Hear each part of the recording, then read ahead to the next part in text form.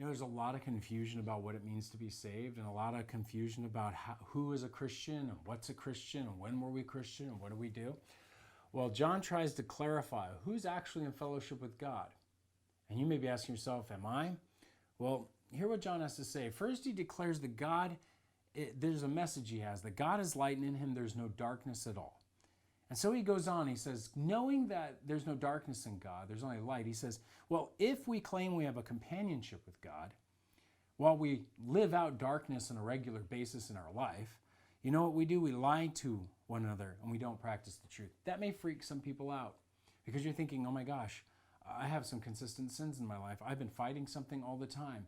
Am I really saved? What's going on? Now he goes on, he says, but if we walk in the light, if we live out the light as he is in the light, if we live in the same manner, seeing it the way God sees it, then hey, we have a companionship with one another as Christians, and the blood of Jesus, his son, cleanses us from all sin.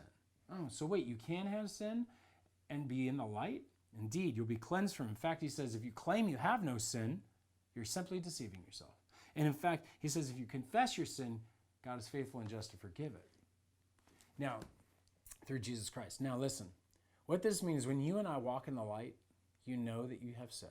You see it. You understand it. You realize the reality that sin is a part of your life. If that is you, you are a Christian and you indeed understand it because you are confessing it to God that's evil and wrong and you want him to cleanse it. That is to walk in the light. And as we see what is light and we see what is darkness, we try to stay away from the darkness. That doesn't mean you won't fail. That doesn't mean you won't fall or stumble. In fact, Jesus Christ has covered us for that as well.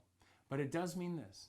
If you see your sin and God has revealed it to you, that you know you are a sinner, you know you have sinned, then you are walking in the light because you see it as it is.